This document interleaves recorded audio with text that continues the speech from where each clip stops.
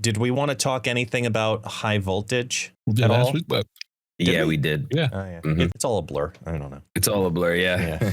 And that means it was a hard week. That's what that means. Well, I mean, we talked for 20 minutes about the damn Infinite. So, you know. Yeah. And we had to talk seriously about it, too. That was crazy.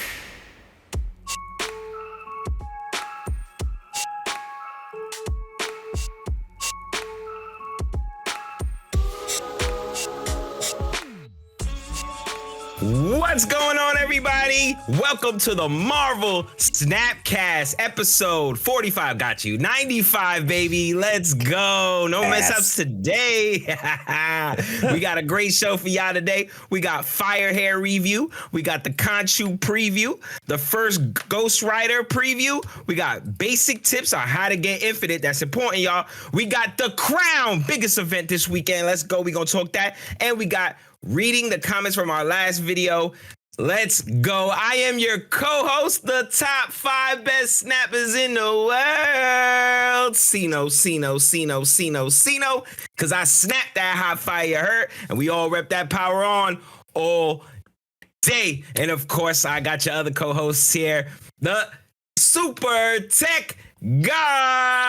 Why? Because he got every variant in the game. Every variant? Every variant. Good one, guess. And now we got the brainiac of the crew, Mr. Epic Sax Party. And I'm going to say the king of the Pikachu party. Let's go. Just don't redeem them at the same time. Don't be like that. Let's go. It's Guess Gaming. We're gaming. Let's go. Hello. What's going on, fellas? Welcome. How you doing, man? Wow, good intro. Thank you. Yeah, got the I number almost right. forgot Tech's name. I almost forgot Tech's name. No bullshit. Yeah. You was almost there. I was like, SuperTechGod. Yeah, that guy. That guy, the wonderful content creator. That we all know and love. That guy. Yeah. Jeez. You gotta pull a SuperTechGod on SuperTechGod. Just to say That's wonderful, right, yes. fantastic, the marvelous. You know, Yes. just find every adjective until you go, Infinitius. that guy here. Infinitius. We don't talk Infinite anymore. Sorry. Nathaniel's enjoying now. Speaking of which, let's talk about the newest card that came out this week, and that is Firehair, ladies and gentlemen. This card was most anticipated by a lot of people. I'm thinking right after Konshu, of course. And the card kind of lived up to its standards. I think it did more than expected, and I think it's going to get better as time passes on. I did use the card to go to Infinite. I did put a video out. Check it out. It's on the channel already. I saw guests make like 100 decks of it before it came out. So one of the favorite ones I think that I enjoyed watching was the Exodia one, which was like, why are you so mean to the community? But that was a great one as well. That was pretty funny. I ain't gonna lie. Yeah, it was, wasn't it? It was hilarious. Yeah, it was kind of funny. Yeah. I feel bad about that. You know, yeah, you should feel bad. I did see Cino talk about it. He feels that it's extremely OP and it's going to get nerfed. I think it won't get nerfed at all. I think it's a great card. I think it's in the same line with Fenris Wolf, where people are going to play it for now. Once they find out exactly how to play it the way they want to every turn, or where it's more consistent, they will probably put it in that type of a deck. But for me, I'm giving it a double gold. I think it's that status right now. Can it get better in the future? Maybe. But for me, double gold for Firehair. Cena, how do you feel about Firehair? Let's take this one. He got 100 of them. Take it. Well, do it, I mean, I tried so many different archetypes trying to make this work. And the Exodia deck, so the Gambit style, just kill everything on the other side of the battlefield deck.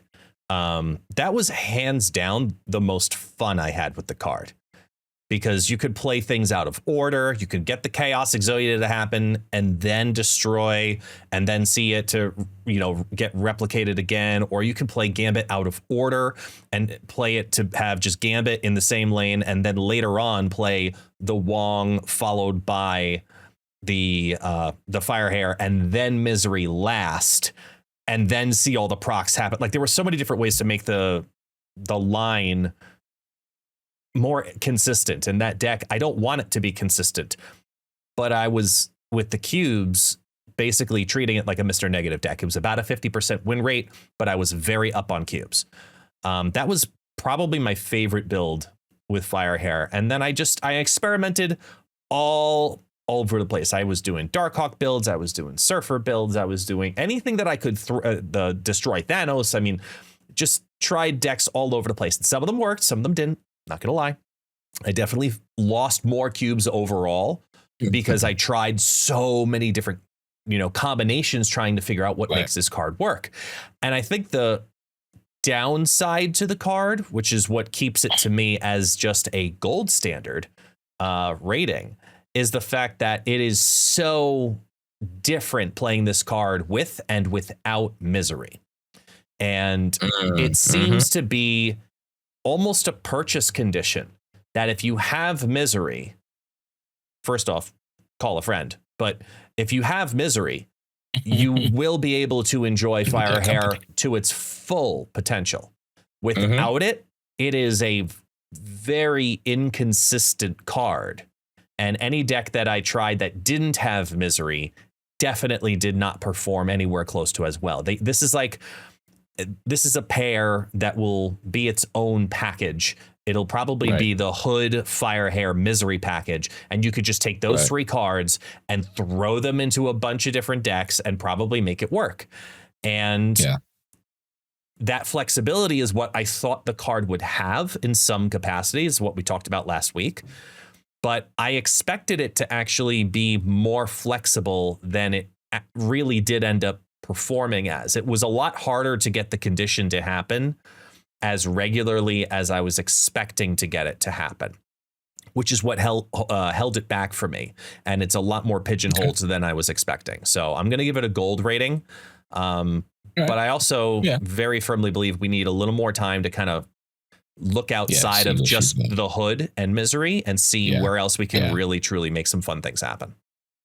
That's interesting you mentioned that too, because in my video that I did with the deck that I made, the one deck, which worked very well, but yes, it had the Hood, Iceman, Korg, and Misery, right? But in my video, I mentioned if you guys don't have Misery and you don't have the Series 4 card, you can change Misery for Venom. I also think Venom is a good swap out for it. But to your point, as I mentioned before, just like Fenris is packaged with Shang-Chi, right? Very often. So will be Misery and Firehair. So I totally agree with that, with your statement. Yeah, I agree with that too. I think Carnage is also a good one. Depending on how many cards you have in that lane, it's a cool way to get 8 power over there. Depending on how many cards, like I said, if you have 3 other cards in that lane and you want to proc them up, you can kind of get it up to a Misery, right? So of course. So Carnage also should be in there. I liked Firehair. I do think she's OP. I think the combinations that people are putting together are a little bit obvious, right? And that's why I don't think we're having so much luck or success with certain card lists that are out. I think that this is a diamond to come polls. I just think there are cards probably coming out later that are really going to accentuate and put this card over the top, right? True. Very true. So I think you might be lukewarm, let's say, on the card right now. But I think in the future, this will be a card that's placed in almost every list, because the re-triggering is just so OP that it's enough to make people cry. Like, I seen double Shang-Chi's out there. What the fuck? Like, come on. Like, come on. This is what I said. I told Attack immediately. As soon as I saw the double Shang-Chi, I said, this is getting nerfed. This is getting nerfed. There's no fucking way that they're just going to let double Shang-Chi just run it. Even though that people were saying, well, you can chi and absorbing, man. You can chi and Grandmaster the chi. But the Grandmaster, you have to hit the chi, right? So if you have any other on reveal in there, chances are you probably, it's a shot at it. And if you can't move it to the middle, you're shit out of luck. So Grandmaster comes with a price. Absorbing Man is too high of a cost for me to double chi and really see victory out of that. Of course, you got to have the Fenris, right? You got to have the Fenris running with this. I like this card. I think it's platinum right now, diamond to come. You guys, I recommend that you get Firehair. Even if you're not going to use it right now, put it in the stash. Let it sit there for a little bit. I promise you that card will be used in your list very soon, like if not immediately. So I like Firehair. I'm giving it a platinum rating for now. Oh, wow. All right. Listen, I like that. We got gold, double gold, platinum. There it is. But yeah, I think we all agree you should pick this card up before you can't. Yeah. But totally agree with everybody's statements here this wonderful evening. Now, next card we have that's coming out next week is Konshu. So I know we've spoken about Konshu in the past. It's a very different dynamic card. Like I said, I'm treating it like it's a move card or in a move package because it's not that straightforward in the sense of, hey, just put it in a deck, use it, and voila. He has multiple and different forms, right? So starting with, of course, when you discard, returns in the next phase.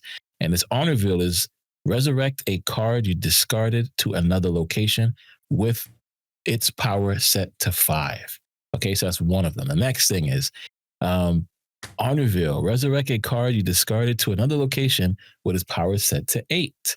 Right? Then we got power set to 12. So this card is not just a discard card. This is to me, like I said, I feel like it's you got to really plan out what you want to do, kind of like a move package, and play this card. Now, a lot of people are excited about Konshu, as am I. I can't wait to do some cooks with it and see how it works out.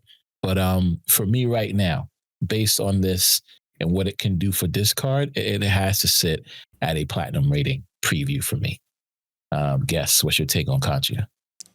I think it's going to be a whole nother archetype. Like, this is going to be, the more I kind of sat on this card and really went to understand the dynamics and the play line of it, the more I realized this is its own beast. And it's kind of like how you view Apocalypse. This is a Konshu build.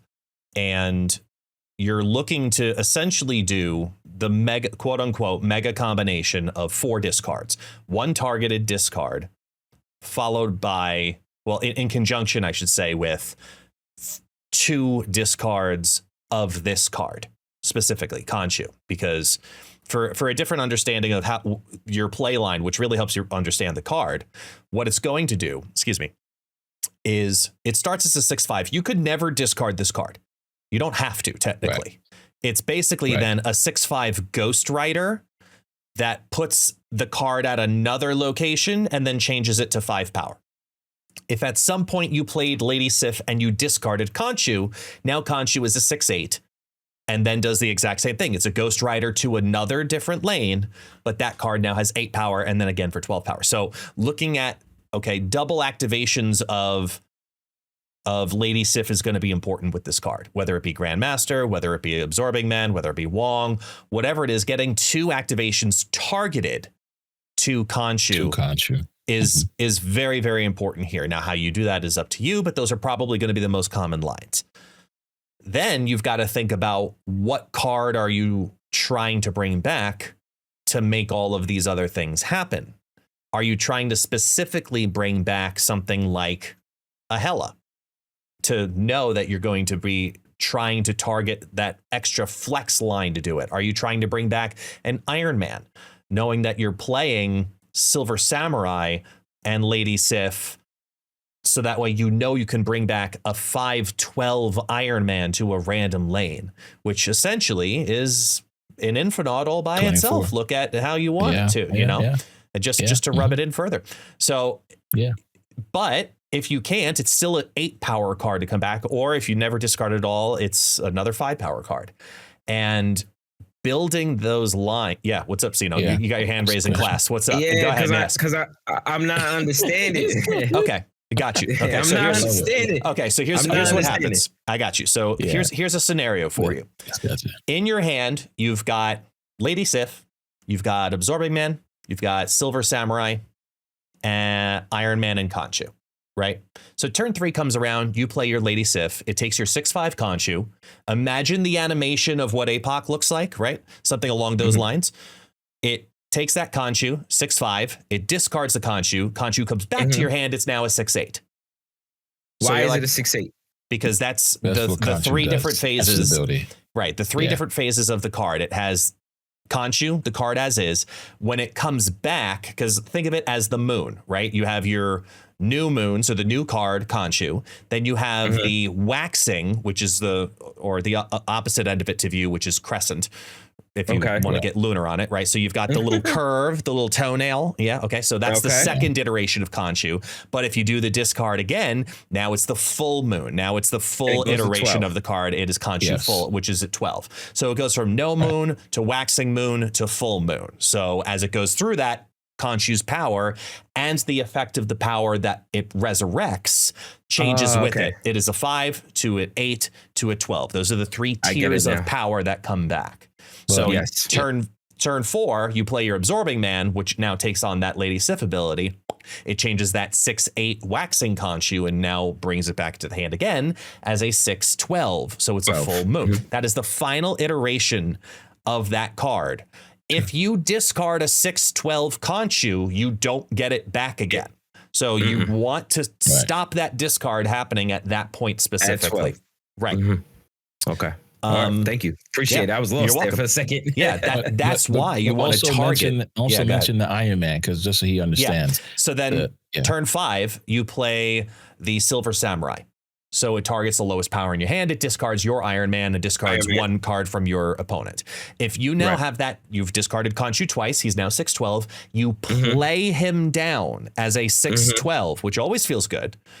But he also resurrects. You get a 5-12 Iron Man in a different lane, not the same lane, because that would be absolutely fucking cracked, but in a different lane.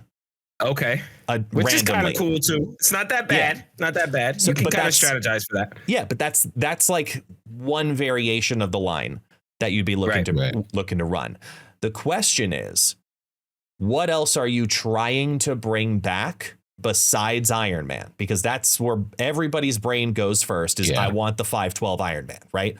What else gives great benefit to resurrect a card from the discard pile and have it activate again? And I'll give you a real easy one that's going to make SuperTechGod so happy. The Black Panther. Of course. Yeah, I knew that. Yeah. Damn right. I knew that. Because it's a 5-12 that turns into 5-24. 5-24. Because the on reveal activates. That's right. Wow, that's cracked. That's cracked. Yeah. That's pretty good. You can also think about Gore too. I also think about Gore a lot as well, because that samurai will target Gore. True. -1. Yep. Yeah. And you also have that card that's coming out with high voltage that I'm putting in the deck as well, which is the first Ghost Rider, which will also target that Gore.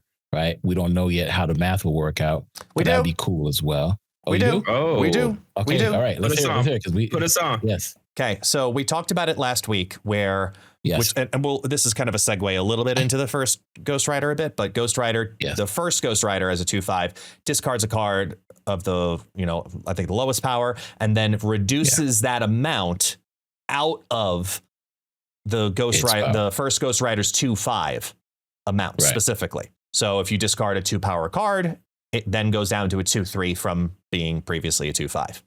This question came, what happens when you discard things like the Hood? Does it go up to a 2/8? We assumed yes. The answer is no.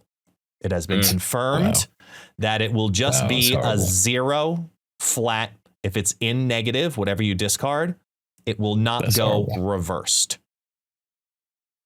And that's horrible. That's what I thought. Sucks. And that's why I said that's bad. So I said somebody told me that last week, and I was like, I'm not sure if it's true. And you just confirmed it as to be true, and that is horrible. True. Yeah. Celine just died again. Like there was potential for her.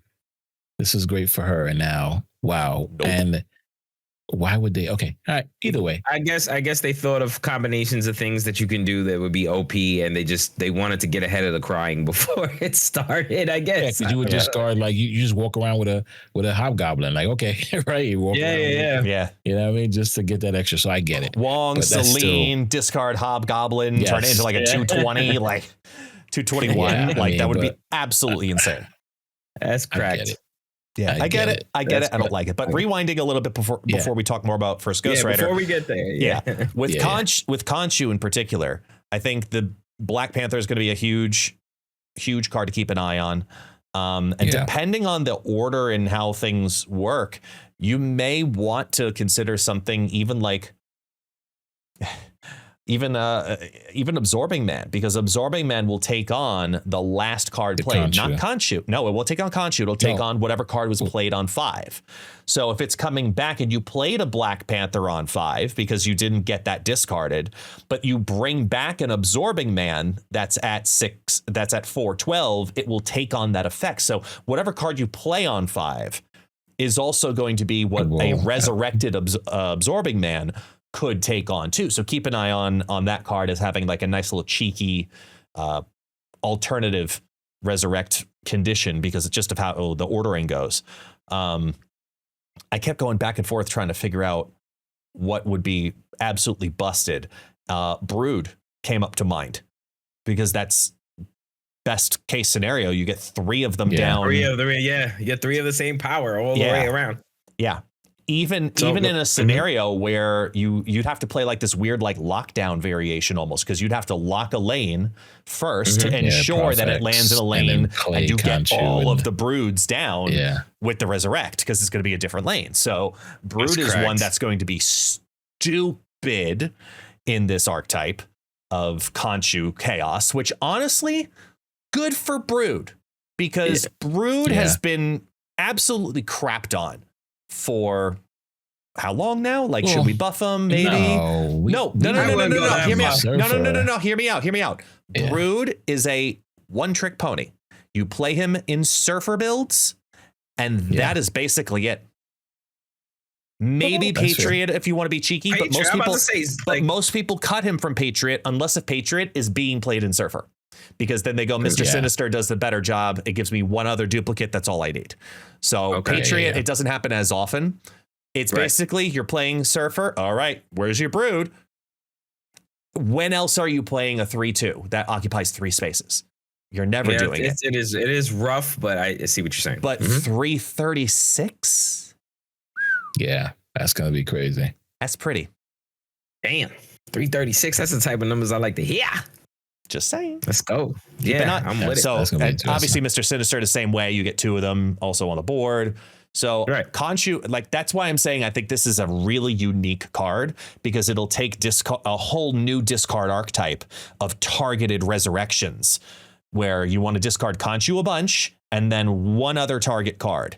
So that's what I ask you guys. What else would you want to target besides what I've already listed so far?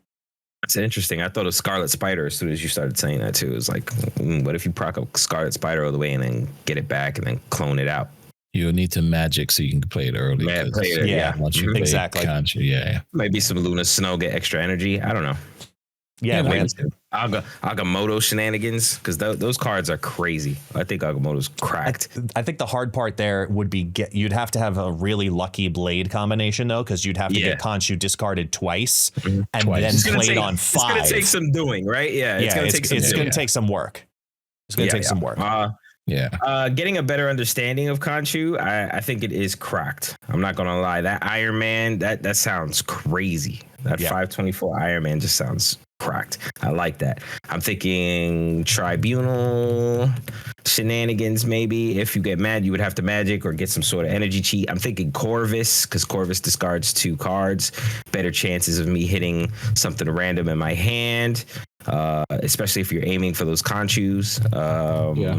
Just off the top of the head. I like this. I like that it's not as simple, but it's not super complicated either.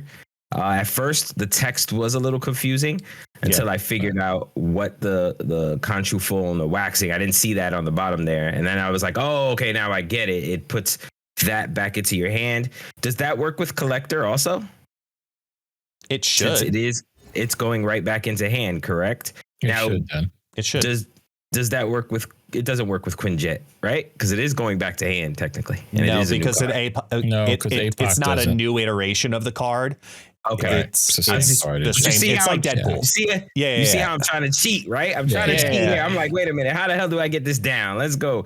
But I think it's fire the way it is. I'm gonna give my rating of a platinum just because I'm gonna give platinum. Yeah, I should give double gold, but I'm gonna go platinum. I'm gonna go platinum. I think the 8 to 12 and then bringing back a card at the same power is just it's just disgusting. I think the combinations that we're going to see, especially with guests out there doing Exodia stuff with Gambit and stuff like that. Like it's I think it is really going to be a strong card. I strongly recommend that people get Konshu and try it out and see what they can create with a list, you know? I'm with you. And that's why I gave it a platinum too. But to answer guest's question, I'm thinking cards like Sage, come back at the 312 in the lane. In that lane out of nowhere, right? Even Wolfsbane, right? Wolfsbane come back at the 312 and procking, hopefully the stuff in that lane. Like you said, we play Lockdown, right? So things like that I'm really thinking about, which would be super fun to do because you could discard both cards nice and early, especially if you target them with the cards, like First Ghost Rider and Silver Samurai. But back to the question, this is an on-reveal card, right? So does that mean if I discard more than one card after the Konshus and I play him on Wong, will Konshu bring back more than one Resurrect? It should. It says resurrect a card. That's a singular term, no? Yeah, but it doesn't matter. But if you play it on Wong, it should do. On Wong, on reveal. It's two on reveals, right? Yeah, actually, right. So that should do the. So I mean, this is So again, discarding low cards, getting Wong out, playing this on Wong. Hey, buddy, family show. Well, the moon haunts you, right? What kind of moon, man? What you doing over here, bro? I mean, listen. Pulling out the Wong, showing your moon. You got the bad Ken. God damn, man. Make hella a problem now, but I mean, that's where my head's at for the first version of the card list I'm gonna put together. It's definitely that type of a package, right? You're looking at, like you said, Brood, Iron Man. Now you're just doing it on purpose. You're just doing it on purpose. What I do on purpose? Come on. We can't say card package now? Pause. Wow. Okay. First version of the list that I would like to build. We'll have Sage, Brood, Iron Man alongside some discard cards so that Konshu can bring back and resurrect after being played on the card named Wong. I think another simple one that just came to my mind. Came to head. Morbius. You're welcome. Oh yes, because you're all to make it all happen. What he said. Because no matter what, you're already discarding at least 3 cards to make the line happen. So it comes back as a 218 without even trying. Like it's just one that's organically going to be in most of those builds anyway. So why not? Talk your shit, guess. Talk your shit. There you go. I think the lockdown package is what you're right. That turn 5 is going to be crucial to lock down the lane, or maybe some Lunar Snow, Prof X, nice and early, so that you can definitely play Konshu in one and resurrect those cards you want on the other. So how underrated is Lunar Snow? People be shitting on Lunar Snow. I know, very underrated. Still very underrated. I love her. I speak about a lot. I remember we were on the podcast when people asked Lunar Snow or Penny, and I was like, I don't like Penny at all. No, people Lunar Snow. Penny would. It wasn't Guess. It was somebody else I think we had on, and they were like, nah, Penny's going to be played forever. I'm like, no, she's not. Luna is definitely the truth, and I'm happy that she's finally getting some type of love, right? But I think Luna into Prof X in this list, I mean, it's a lot to cook up. You got to really, hopefully that stuff plays out. But I like your idea of locking a lane and then doing the Konshu madness. But either way, this card definitely gets a platinum for me preview, and I'm excited to see what people do with it next week. What you cooking, Guess? What you cooking? I see you over there. Cannonball. Oh, that's devious. A 12 power cannonball come back and knocking a card out the lane. Well, yeah, because you could even set it up as could there actually be something like a discard clog? Because it actually would be very targeted and could be very plausible. I was going to ask, how do you plan on strategically getting the cannonball where you want it? Because this comes randomly where it goes to whatever random location. How do you make that work for you, knowing that cannonball could come back, knock the top power card into a lane you probably don't want it to go into? Depending on how you build it, I mean, I'm thinking of how you get down the debris using the White Widow, the Luna Snow, but having enough cards. Even if you just did a single discard of Konshu, I mean, it's still coming back as Cannonball then at 5/8. So it's he's just himself at that point. But it's a 50-50 shot to define where he resurrects. So something like that I think could be interesting. I mean, even Gladiator, because it's just a secure resurrection. Right.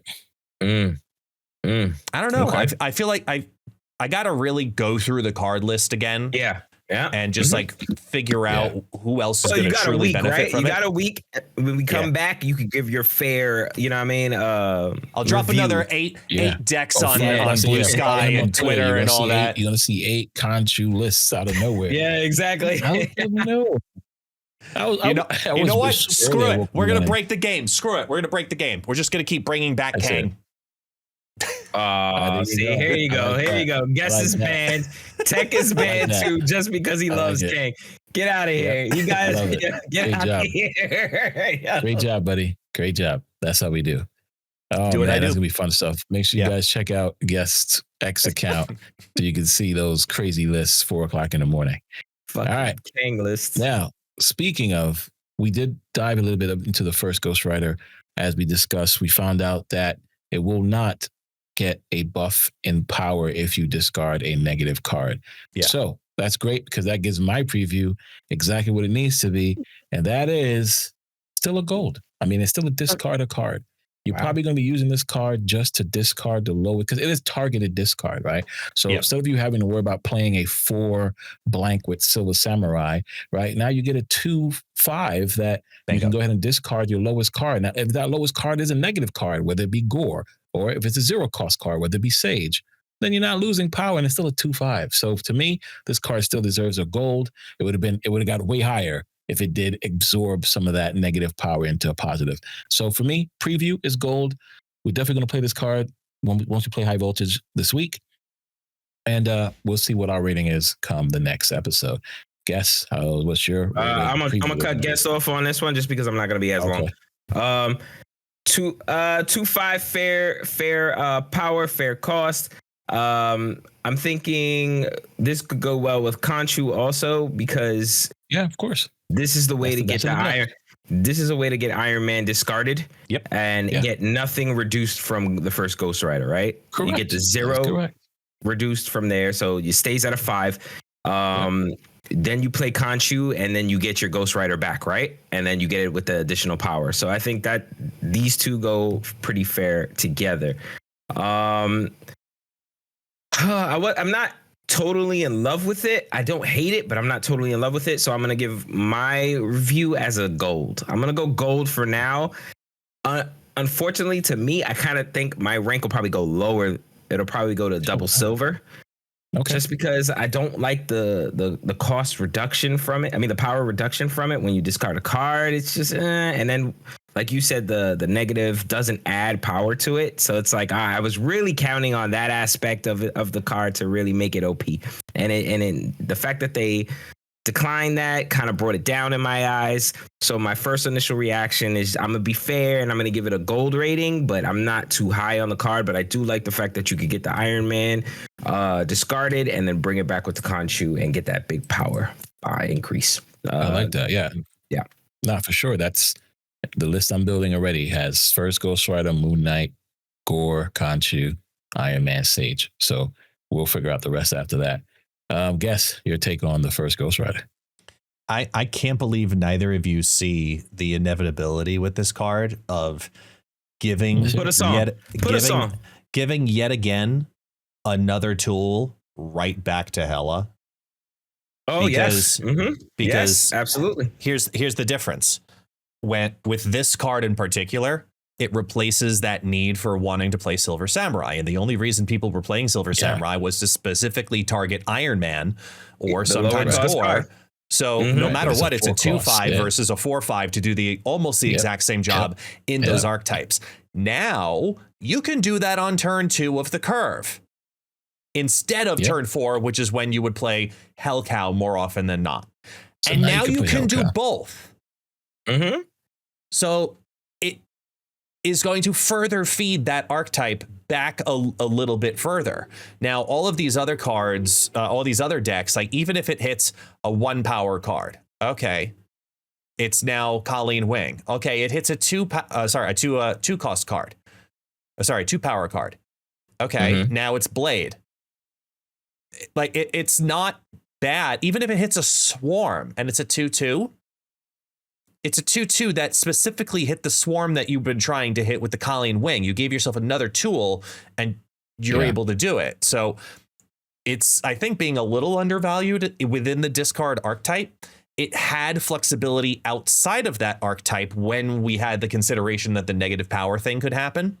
Yes. Right. But unfortunately, that's not the case for this card. No. So with this is, it's a discard card for a discard deck, plain and simple. It's just another tool to discard cards with. And I think that this card specifically leads to a buff in the future for Silver Samurai, because this card is going to show its value 10 times over versus the strength of discarding one of your opponent's cards, yet alone one in the lowest power by turn 4 of the game. So I would not be surprised if that happens in the future because of the existence of this card. So you see a power buff coming for Silver Samurai? Or I think absolutely. Probably a cost.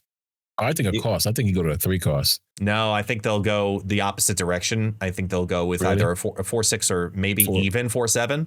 But I think 4/6, considering that's where Hellcow now is, I think they would go 4/6 first with this card before they go down to like 3/5 or something, or 3/4 or whatever. But I think that this card for discard is very good, plain and simple. I think for if you're looking within the discard archetype, this is probably a platinum card for discard. But in the scope of the entire game, I'm with you guys. It's basically a gold. It's just, it is what it is. It's a discarding card. It's a tool. It's a tool to use in your discard deck. Exactly. Yeah.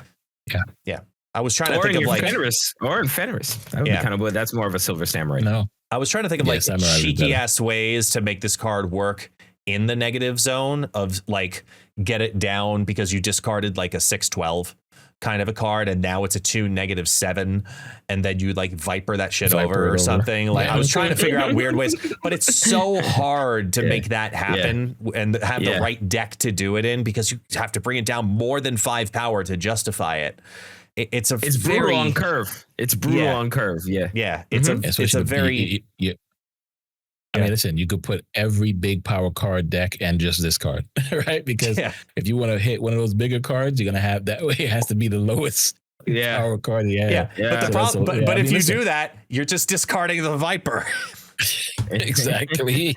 You're screwed. So it is what it is. But I think, for discard, this is going to be a great card. I will be excited to mess with it, specifically with Konshu. For those lower targets like Brood and Iron Man and Gore. I think those would be great.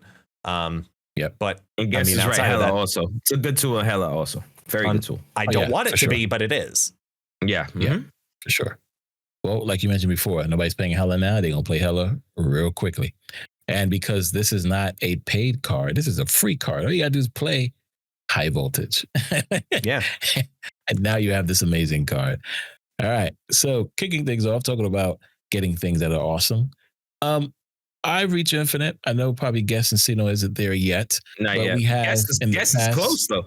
Guess you're right there, right? Guess like 80 something last time I saw him. We'll talk. 80 something last time I saw him. Yeah. I got words. We've been there many times though. Yeah, we've been there many times.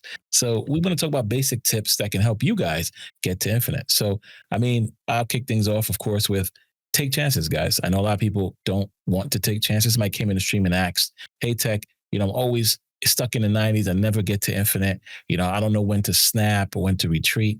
My motto is, listen, take your chances, right? If you're playing, for example, a negative deck and you have your Ravonna or your Psylocke, you have your negative and you have your Jane Foster, and all 3 locations have been revealed, right? By turn 3, you know what you do? Snap. So for me, it's just, listen, you have to know your game plan and you have to be confident by the end of turn 3 before you play on turn 4. Turn 3? For negative. Turn 3. For negative. Okay. All right, cool. As an example. Okay. I'm about to say. Because that's what happens, right? That's the difference, because you will just wait until you play Jane and then you're going to snap on the end of turn 5. Oh, yeah. Don't do that. Don't do that. And your opponent retreats, right? So, for example, if you have another deck that you're playing, whether it be Surfer or something that this will guarantee you most of the time a victory, snap early enough. So even if your opponent leaves, you're getting that extra cube versus just the one cube. So that's my advice. You have to take your chances, and you have to know your game plan. Okay. And that will help you get to the next step and get you to infinite. All right. Sino, guess who will take on the next basic? I'll take it on. All right, let's do it. My advice for going infinite. Confidence. Confidence is number one. Play a deck list that you feel that you run with your eyes closed, and you don't even need, you just know how it works. You know what to do in certain situations, any sticky situation you may get in any location that might not be the best for you. Know your game plan, stay confident. Know when, like my man was saying, know when to retreat. So if you guys, I'll do it by percentages. I never said that. Oh, well. You don't like to retreat, but continue. Yeah. SuperTech, you're right. I must have misheard because SuperTechGod never retreats. He does not like hitting the retreat button. There'd be certain times where I'd be like, nah, this game is not winnable. He'd be like, no, we can play it out. We can win. Like, nah, bro, you're tripping. You're like, there's no way in hell you're going to win. You only got 5 power in one lane, 3 power in the other. Talking about, yeah, we can win. Nah, bro. Get out of here. We're out. But my opinion is if you see situations like that where you feel not 100, like I step on turn 5, essentially. See, I know already how the game is going. By 4 or 5, I already know whether I'll risk it for 4, I'll risk it for 8, or I'll just stay at 2. Like, you got to see how you feel in that moment. Because if you have a closing combination and you're like, yeah, I'm about to throw mad power down on 5 and 6, I'd snap because you feel confident. You feel good. You have your combination. You have your hand. You know what you're doing. Don't second guess yourself. Don't play scared. Snap. Go for it. Go for it. Because you can't make a shot you don't take, right? You got to go for it. You can't feel scared. If you feel confident, this is how this game is played. Have some fun. If you lose, you lose. Yeah, it sucks, but just go right back and keep going at it. I guarantee you will win more times than you lose, depending on the card list you're playing and the confidence you have into it. Sometimes your opponent might not even, when you snap with confidence, sometimes your opponent doesn't even want to keep going. They'll be like, oh shit, this person has what I'm out, retreat. And then that's easy cubes right there for you, baby. It's right in your pocket on the way up. If you are not confident, I spoke to confidence. Now, if you are not confident, if you don't have your combo, you're trying to top deck something, it's probably not wise to see that game through. You probably should retreat. Take the less of a hit. Don't take the big full hit and get dropped all the way down 2 ranks. You know what I mean? Because you keep just giving out, donating cubes. No. Don't do that. If you feel like, this is the opponent snapped confidently that it's not exactly working out for, I'm out. I'm not staying through for this. I've gotten infinite so many times by that strategy just because I didn't lose so much. You know what I mean? I was able to fight another day, come back another game. You might lose 4 cubes one game, come back the next game and win 8 because just because you're that confident. So that's my tips. Be confident. Know when you have it and know when you don't. So if you're not so sure, you can't lose what you don't put in the middle, Paul. So just know your worth at that point. All right, that's fair. Fair statement. Be confident and be very cautious on how you play. I get it. Yeah. All right, Gus, your take. So up until last month, I had been infinite pretty much every season for the last year and a half. And last month was the first month that I didn't hit it for a variety of different reasons that I needed to reflect on. Yeah. Last month I did not for the first time in over a year and a half. Wow. Okay. And then was that because of lack of trying or just not time? I got a story. So I'm going to break it down. Yeah. And, Rivals took over my life, had some personal stuff going on. Played a lot on stream, of course. I don't play as much off stream as I used to. It's mostly, what I do. So yeah. I'm playing it still for a tremendous amount of hours, nevertheless. This season, started at 60, shot myself up to 93, and I plateaued. And my advice is to not do what I did this season, which is I got so excited about so many shiny new toys that, for me, it's a job where my job is let me find the bad things for you to not do, or find the surprise good thing for you to do as a content creator. That's part of what I do. Ken found one deck, it worked right away, and he rode that all the way to infinite. And you know what? That could have happened with, you know, the Exodia deck for me. Absolutely. The Exodia deck, It absolutely could have happened for me that way. But I did 20 games with it. I'm like, all right, now it's time to switch.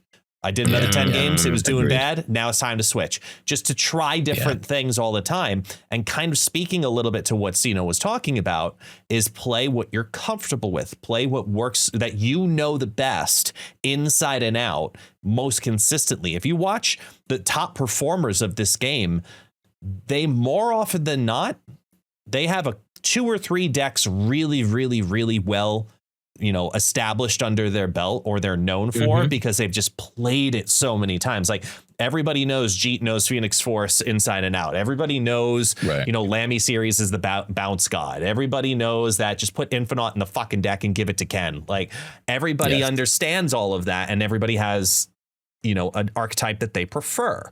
Not Infinite anymore. It's Thanos now, guess. Yeah, sorry. It's I gotta get nice with that. I have to get nice. I'm losing with Thanos. But it's true.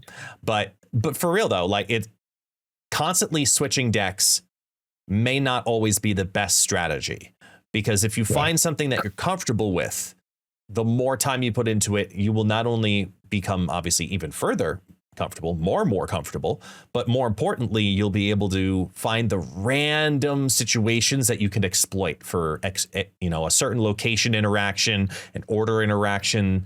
You know, move players are very well known for finding every possible iteration combination that they need to know, which is why a lot of people don't play those decks, because it does take a lot of investment to learn every possible situation that you could be presented with and how to prepare or combat against it. So if you're having a rough streak, you need to first ask yourself, is it you or is it the deck? And that's a very hard self-assessment for a lot of people. You know, me, with what I do, I'm constantly changing decks. I have favorites. I have things that I save and styles that I like. But as a streamer, it's a whole nother ballgame, because we want to try the new things. We want to see what works and what doesn't. And if it doesn't work, my personal belief is if I'm on a 3-game losing streak, that's not enough. I have to play a deck for 10 games. And even if it means I go 2-8, I played it for 10 games to see if it actually was consistently bad, because now I have a different kind of confidence in understanding the interactions too. You fairly assessed it, right? You fairly got to assess. Correct. For 10 games, you fairly assessed it. Right. Exactly. But if it's doing great, I'm gonna ride that all as long as possible. You know, that's what she said. You're damn right. So now, you know, now that we're out of the testing first 2 days, me going back into the game, I'll say, okay, this is what I liked, what I didn't like. And now it's time to climb. Now it's time to play the game. So when it's actually time to play the game, you have to look at your environment. And I think a lot of people underestimate distractions, and not just like, whatever world you're in or whatever you're doing. You know, when you're trying to play and be focused, if you're playing on PC or mobile, that even has an effect, because if you're playing with a tracker, you're not playing with a tracker, you're sitting on your lunch break playing casually. You got to understand the competitive element in the environment that you're in and what you're surrounded by. Some people play with music, some people have no sound, some people love the game sound exclusively. If you're looking to truly play competitively and climb, put yourself in a situation to also be successful. Surround yourself in an environment that will allow you to dedicate your mental resources to that game and focusing in that moment. Yes, it's a mobile game, but if you want to be successful in any game, you have to be dedicated to it. And even if that means the 10 minutes you play on your lunch break or while you're taking a shit, if you want to zone out differently, figure out how you can get yourself to that moment. What does that for you? And that would be my advice in that moment. Because like when I play the game off stream and I'm just on my phone, I'm in a whole different world competitively. Right. I've hit Infinite off stream about as often as I have on stream, because obviously when I'm streaming, I mean, my mind is in 75 different places at once, yet alone trying to be competitive. You're running the stream. Yeah, you're trying to do everything at once. Yeah. I'm fucking saxing it, okay? Like I got parties, I got stream events, I got, there's so many things happening at once. And now, especially because there are so many different chats. So you're always making sure you're checking up on the YouTube chat and the TikTok chat. And it's like, there's so many things happening at one time that you're you can't dedicate not only that your mental resources. Yeah, you're talking to chat while you're trying to play and get that mental resource there. You actually have to be entertaining and talk to chat and listen to what they're saying and download what they're saying into your brain, and then respond and make sense, right? So it's like 100%. It's all, and then you're running your system and you're running music and you got your epic sax, and you got it's a lot all in one to do it. So I definitely understand. It's one of the reasons that I switch the music that I have on stream, because some days I want a casual environment and some days I want to be really in the zone environment, and different music does that for me. So I have to pick and choose the environment I want to be in that moment. If I want to, my next Snap stream is going to be like, all right, look, we got to climb, people. Let's actually make this happen. We got to really, actually, truly, seriously climb and see if we can get to infinite.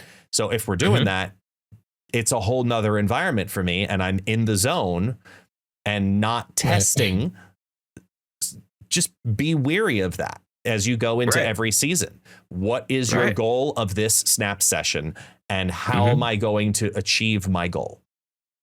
Figure that out, and you'll have more success getting to infinite regularly, which is basically what has worked for us in past and current seasons. Figure out what works for you in that sense. Yes. Also, I want to say to this, because this is an interesting topic. Also want to say, assess the meta, right? Some people find success in reaching infinite just by seeing what they're constantly playing, right? What they're constantly going up against. It's sometimes it makes it a very easy climb when you see what you're going up against, and you can maybe, if you have the cards, I'm not saying, maybe you don't, but if you have the cards, run a counter to that. You know what I mean? When Arishem was wreaking havoc, people were playing Cassandra Nova. People were playing Darkhawk. People, you know what I mean? Like running a counter to the meta list that you constantly are seeing and is annoying the fuck out of you is sometimes very productive. Now I'm going to go on the opposite side of that. Sometimes running the meta deck that everybody's running also helps you be very productive. You can pay attention to that. Maybe that's more of your style. You see, you're like, oh, okay, I can run this too. And I see maybe it's not the most exciting way, or maybe not exactly the way you would want to do it. Because I know how I like to get down. I like to play what I like to play. I don't want to play what everybody else is playing. So if everybody's playing Thanos, for example, Thanos Agamotto, and I'm not a Thanos player, I don't like to play Thanos, I'm not going to play Thanos. I'm not just going to go with, but maybe I run something that counters this list. Maybe that flows better for me, or you know what I mean? So there's a lot of different variations and way to get to infinite. You can, there's your way, there's the highway, there's your way, the meta way, or the counter meta way. There's all three. So pay attention to that too. Maybe that works into your favor. But I think that's a very important aspect to analyze when you're trying to go infinite. What are you seeing so much that's maybe hindering you? What are you seeing that maybe can help? That list maybe can help you. You know what I mean? So that's something to take into consideration also. Totally agree. Great statement, guys. I agree with everything you guys said for sure. That's basically what it's all about, guys. So if you want to get to infinite, we all said some phenomenal tips, and I really appreciate that wonderful message that you guys just sent. And speaking of being confident and everything else, we have the Crown coming up this weekend, ladies and gentlemen. The Crown Part 2. The first one was a great event. Go. Yes, we had Skada come out champion with a Surtur deck before Surtur was the Surtur thing that we thought that we see back when Surtur was so good, and then they killed him. Well, listen, it was very surprising to see him pull off that victory. And we're excited to see what's going to happen again this weekend. We do have some phenomenal casters. Sino and Smooth Up will be on day one, of course. And then, of course, on day two, we have Felicity Perry, and Tucker. So it's going to be a good time. Make sure you guys hang out and enjoy that show. We also have some other news. The back end, or should I say the production team, has changed. The production team was me and White Wing Brady. It is now Gunny T, Two Ties, and White Wing Brady.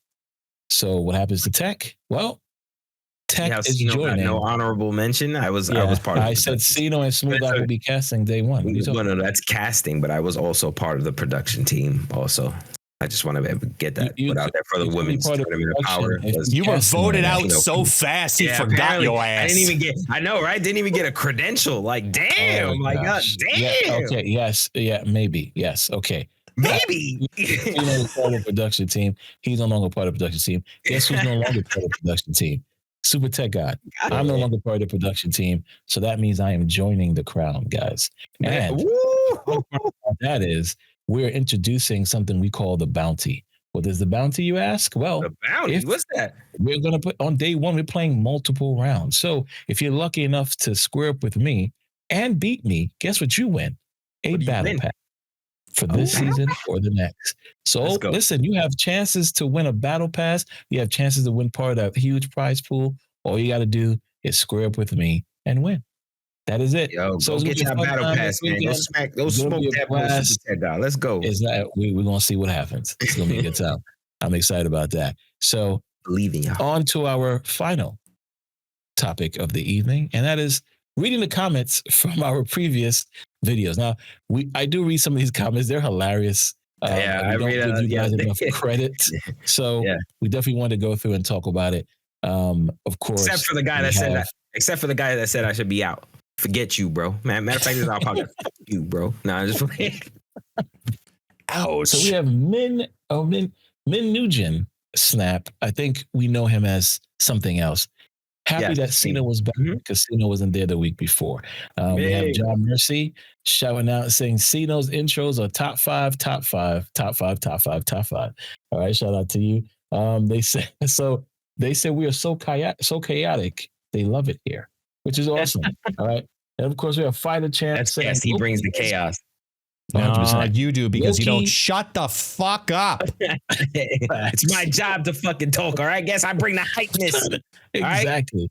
Guess he's my little brother. That's why. Fighter Champion said low-key change is fine.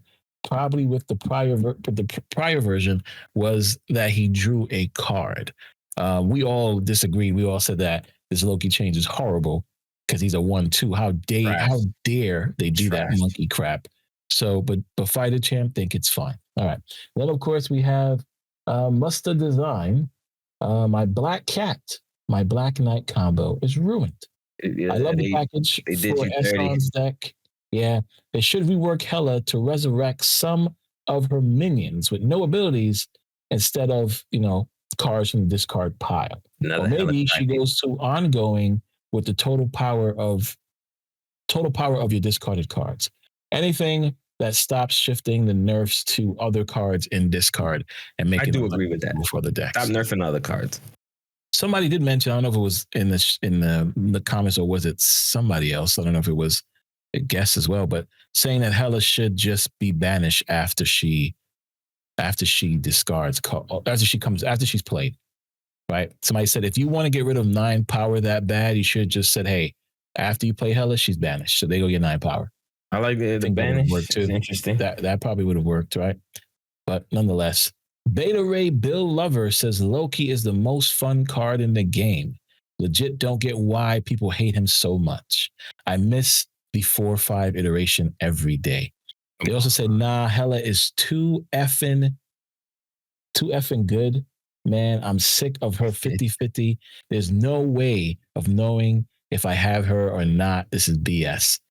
I get it. People really don't like Hela. So when Cena was out here praising Hela. I'm saying 50-50 is hella good. no pun intended. Like 50-50 is hella good. There's cardless out here with 60% win rates. I'm just saying 70% win rate. Man, Beta Ray finished. I'm just saying. Also the negative comparison.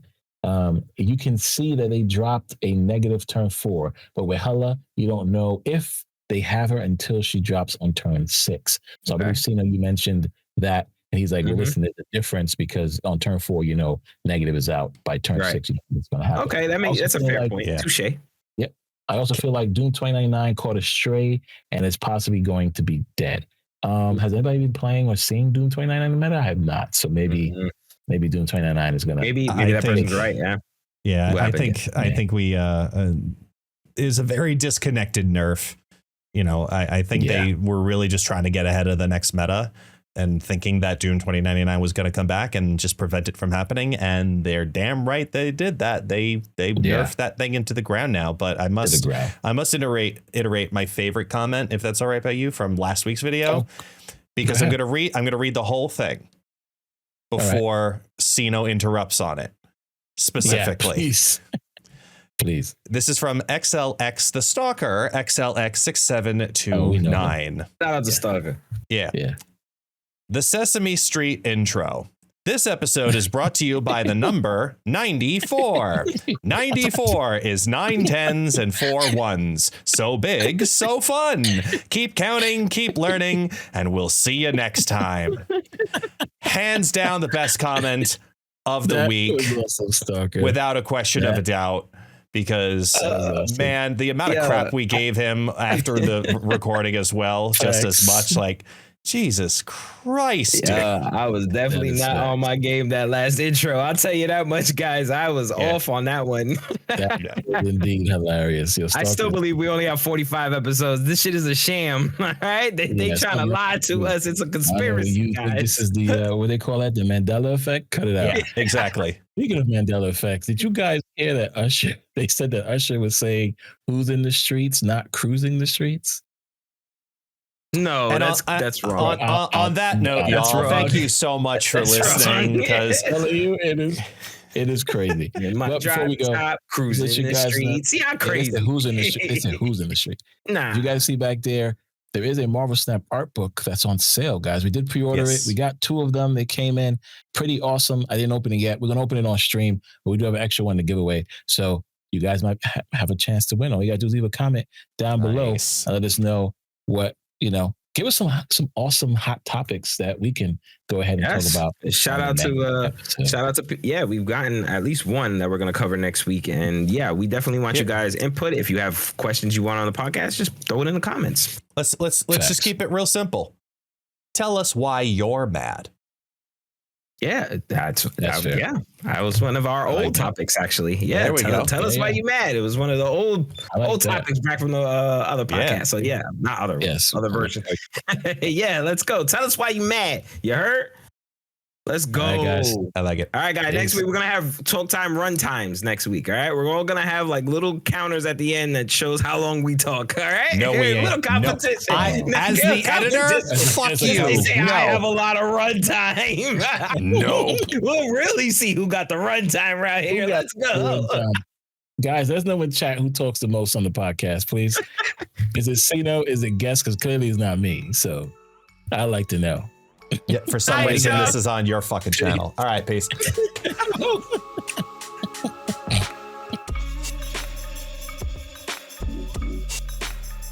go. And we did it in exactly an hour. Let's fucking we said it. We called it. It's definitely an hour long. Let's go. We killed it. We need it.